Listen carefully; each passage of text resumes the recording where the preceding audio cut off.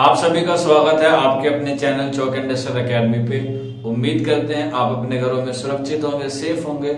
और आज मैं आपके सामने लेकर आया हूँ एक मोस्ट इम्पोर्टेंट लेक्चर आपके निसाब के ताल्लुक से। चाहे हम बात करें एलटी ग्रेड की या हम बात करें टीजीटी उर्दू की, चाहे वो यूपी की हो या DSSB टीजीटी की हो, या फिर आप किसी सेंट्रल यूनिवर्सिटीज की एमए या बीए की तैयारी कर रहे हैं, तो उनके लिए भी आज का जो वीडियो है वो कारआमद होने वाला है। या फिर आप CTET या यूपी टेट या और भी जितने भी टीचिंग एग्जाम होते हैं उनकी प्रिपरेशन कर रहे हैं, तो आपका जो मुल्ला असदुल्ला वजी टॉपिक है वो आपके निसाब में जरूर शामिल होगा और उसी से आपके सवाल जरूर बनते हैं। उर्दू में अभी तक जितने पेपर बने हैं उनमें लगभग 2 या 3 सवाल आपके मुल्ला असदुल्ला वजी से बन सकते हैं, चाहे उनके हम हालात जिंदगी की बात करें या हम लोग उनकी अदबी खिदमत के ताल्लुक से बात करें। तो आज के लेक्चर में मैं आपको दोनों चीजें बताऊंगा, उनकी हालात जिंदगी भी और उनकी अदबी खिदमत भी। तो आप अपने नोटबुक जो आप बनाते हैं उसे तैयार कर लीजिए और अपने हैंड राइटिंग में शुरुआत कीजिए लिखने की। जो जो इम्पोर्टेंट चीज है वो आप उसे नोट डाउन जरूर करें। तो ऊपर देख रहे थे, सबसे पहले ऊपर आपको हेडिंग दिख रहा होगा मुल्ला असदुल्ला वजी, जो दक्कनी अदब से ताल्लुक रखते हैं। उनका जो मुकाम है वो दक्कनी अदब में है और दक्कनी अदब में भी कौन सी सल्तनत से है, वो कुतुब शाही सल्तनत से है। काफी मर्तबा क्वेश्चन बनता है कि मुल्ला असदुल्ला वजी किस दरबार के शायर थे या किस दरबार से ताल्लुक रखते थे या किस दास्तान के ताल्लुक रखते थे, या फिर कह सकते हैं हम लोग जो मुल्ला असदुल्ला वजी है वो किस सल्तनत में थे या उनकी जो पैदाइश है वो कहाँ पर हुई थी। तो ये जो जितने भी सवाल बन सकते हैं इनके मुतालिक तो जितने भी सवाल बन सकते हैं मुल्ला असदुल्ला वजी के ताल्लुक से वो आज हम लोग कवर करेंगे। तो सबसे पहले बिलाशुबा हम देखेंगे इनकी विलादत। इनकी जो पैदाइश है वो 1566 यानी कि 1566 इनकी पैदाइश हुई थी गोलकुंडा में। यहाँ मैं लगा देता हूँ आपको, गोलकुंडा में जमील जालवी के ताल्लुक से, यानी कि जमील जालवी के मुताबिक इनकी जो पैदाइश है वो 1566 गोलकुंडा में और वफात भी इनकी 1659 यानी कि 1659 इनकी वफात है, ये भी गोलकुंडा में हुई थी। ये काफी इंपॉर्टेंट है। इसके अलावा ये जो दरबारी शायर थे ये थे मोहम्मद कुली कुतुब शाह के ये दरबारी शायर थे। और मुल्ला असदुल्ला वजी ने ही 4 बादशाहों का दौर देखा है। ये मोस्ट इंपोर्टेंट क्वेश्चन है, काफी मर्तबा पूछा गया कि बताइए मंदरजा झेल में से मुल्ला असदुल्ला वजी ने किन बादशाहों का दौर नहीं देखा है या किन बादशाहों का दौर देखा है। तो 4 ऑप्शन में से 3 ऑप्शन आपको यही मिल जाएंगे और एक कोई सा भी उठा के बीजापुर का आपको दे देगा। तो चारों बादशाहों का जो सीक्वेंस है उसी हिसाब से मैं आपको बताऊंगा। पहले आता है इब्राहिम कुतुब शाह, जो मोहम्मद कुली कुतुब शाह के पहले आते हैं, यानी कि इब्राहिम कुतुब शाह के अहद में वो पैदा हुए। मोहम्मद कुली कुतुब शाह के अहद में उन्होंने शायरी की है, अपनी जो भी उन्होंने काम किए हैं। इसके अलावा मोहम्मद कुतुब शाह है और फिर आखिर में आता है अब्दुल्ला कुतुब शाह। ये चारों जो है वो हुक्मरान है कहाँ के, गोलकुंडा के। यानी कह सकते हैं हम लोग ये गोलकुंडा के जो चारों बादशाह हैं इन्हीं का दौर देखा है मुल्ला असदुल्ला वजी ने। मैं एक बार फिर रिपीट कर देता हूँ, इब्राहिम कुतुब शाह, मोहम्मद कुली कुतुब शाह, मोहम्मद कुतुब शाह और अब्दुल्ला कुतुब शाह, इन चारों बादशाहों का दौर जो देखा है वो मुल्ला असदुल्ला वजी ने देखा है, जो गोलकुंडा से ताल्लुक रखते हैं। और इसीलिए मोहम्मद कुली कुतुब शाह के दरबारी शायर थे, तो इन्हीं को ही क्या मिला है, एक एजाज मिला है, इनाम मिला है, जिसको हम कहते हैं मलिकुल शोरा का जो खिताब है वो मोहम्मद कुली कुतुब शाह ने दिया था मुल्ला असदुल्ला वजी को। ये उनकी हालात जिंदगी से 3-4 जो सवाल है बन सकते थे वो मैंने आपको बता दिया।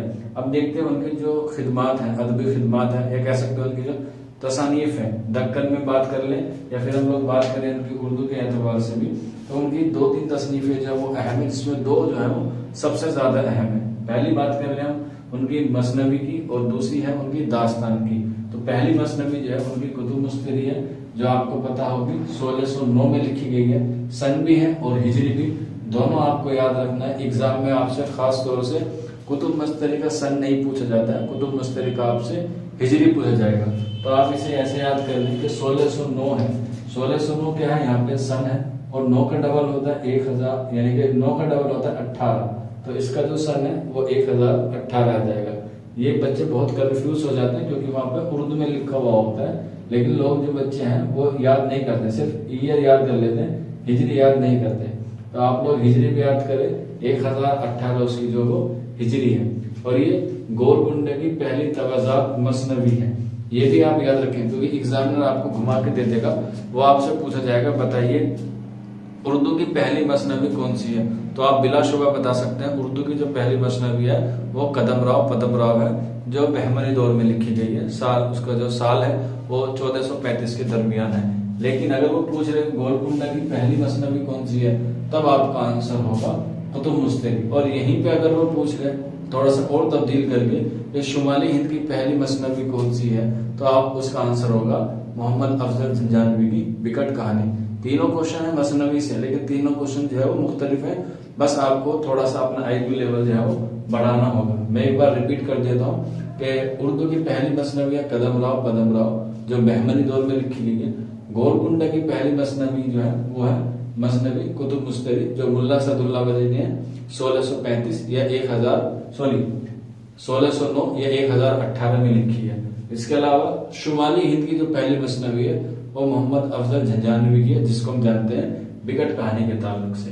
ये गोलकुंडा की पहली तवाज़ात मसनवी है जो 12 दिन में मुकम्मल की है मुल्ला असदुल्ला वजी ने, और इसमें 12 ही किरदार जो है वो बहुत अहम है। और वो किरदार कौन कौन से, जब मैं आपको कुतुब मुस्तरिक पे एक लेक्चर दूंगा तब उसकी पूरी डिटेल बताऊंगा, उसके पूरे किरदार बताऊंगा और उसका पूरा खुलासा बताऊंगा। इसलिए आप लोग चौका इंडस्ट्रियल एकेडमी पर जुड़े रहें। काफी मरतबा क्वेश्चन ये भी बनता है कि कुतुब मुस्तरिक को मुरत्तब किसने किया था, तो आंसर होगा मौलवी अब्दुल हक ने जो है वो उसको मुरत्तब किया था।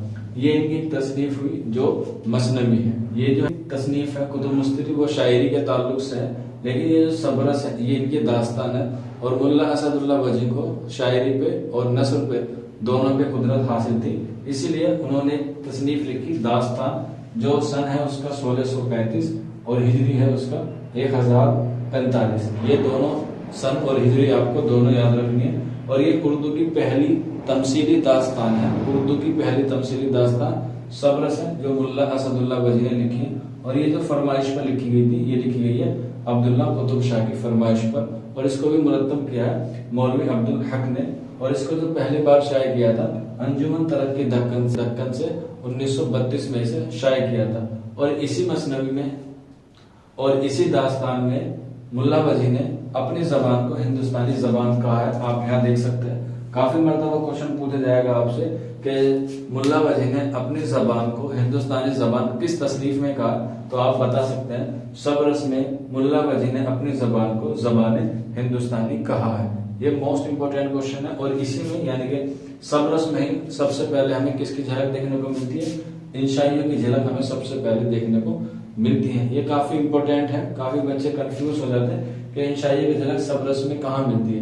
नहीं, क्योंकि सबरस में जब पहले हम देखते हैं वो इंशाइया की झलक जो है वो हमें सबरस के ताल्लुक से देखती है, यानी कि जो दास्तान है मुल्ला वजी की उसमें हमें सबरस देखने को मिलती है। ये एक छोटा सा तारुफ था मुल्ला असदुल्ला वजी की तसनीफ का और हालात जिंदगी का। उम्मीद करते हैं आपको सारी चीजें जो है वो समझ में आ गई होंगी।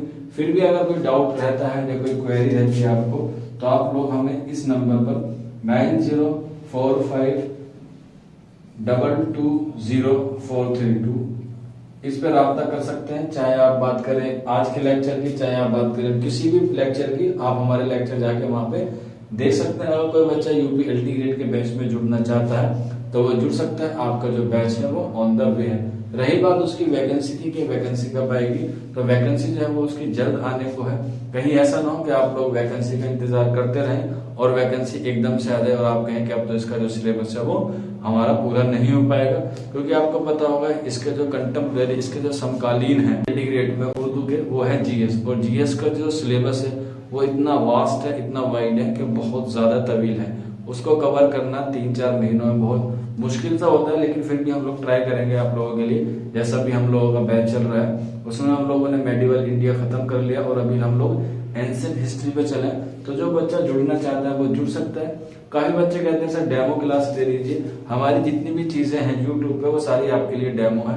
आप उसे जब चाहे जैसे चाहे देख सकते हैं। जैसा हम लोग आपको यहाँ पढ़ाते वैसे ही आपको हम लोग अपने ऐप पे पढ़ाते हैं। बाकी इंफॉर्मेशन के लिए आप लोग इस नंबर का इस्तेमाल कर सकते हैं। अपना नाम या अपना जो इंक्वायरी है वो हमारे साथ शेयर कर सकते हैं। आप LT ग्रेड में हो या फिर किसी और बैच में जुड़ना चाहते हैं तो आपको इस नंबर पे हमसे रब्ता करना होगा। बाकी अगर आप हमें कोई इस्लाह या फीडबैक देना चाहते हैं तब भी आपको इसी नंबर पे हमसे रब्ता करना होगा, या फिर आप नीचे हमें कमेंट बॉक्स के जरिए भी अपना फीडबैक या इस्लाह कर सकते हैं। तो आज का लेक्चर यहीं खत्म होता है। बाकी आप लोग से जल्द मुलाकात होगी, तब तक अपना ख्याल रखिए, अपनी तैयारी करते रहिए। शुक्रिया।